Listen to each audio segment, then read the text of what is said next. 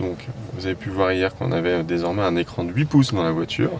Et donc ça présente l'évolution de Sync 1 à Sync 2, qui est donc un système de commande vocale avancé lié avec un écran 8 pouces tactile.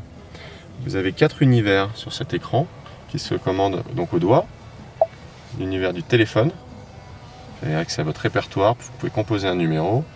À la musique, vous avez accès à la radio, au CD, à l'USB. À la navigation, vous pouvez paramétrer votre adresse ou aller chercher dans des points d'intérêt. Et le dernier point, c'est la climatisation. Ici, vous pouvez paramétrer un certain nombre de choses pour climatiser votre voiture. Donc, tout se commande, et un bouton Home pour revenir à l'écran principal. Tout se commande bien sûr au doigt, mais surtout par la voix.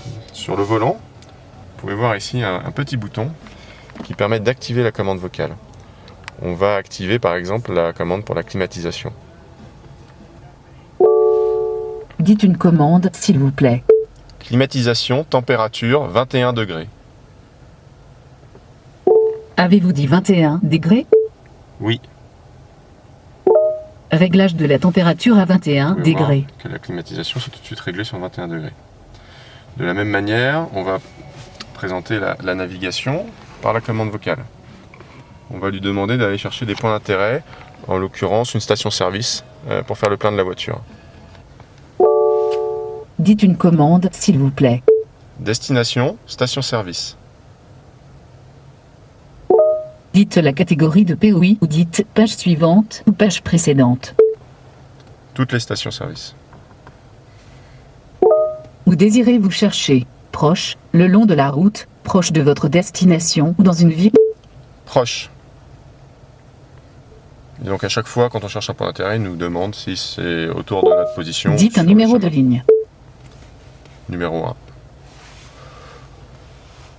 Voilà pour la présentation des points d'intérêt. Pour la musique, c'est aussi simple. Ici, j'ai une clé USB qui est connectée sur l'un des ports USB sous la coudoir, qui contient de la musique, et je peux appeler un artiste par la voix. Dites une commande, s'il vous plaît. Jouer Paul Weller. Lecture artiste Paul Weller-en-Cours. Voilà, donc ça appelle l'artiste et un titre.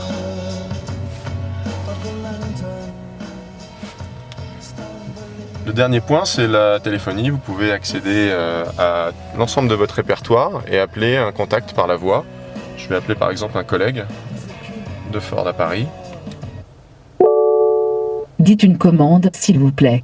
Appelez Philippe T. Appel en cours de Philippe T sur le téléphone mobile. Voilà. Vous allez voir que ça I have dialed an invalid number. Vous allez voir que ça compose donc directement son numéro, ne serait-ce qu'en l'appelant par la voix. Voilà les principales fonctionnalités de Sync 2. Un dernier point, c'est la possibilité sur ce système de créer un hotspot Wi-Fi.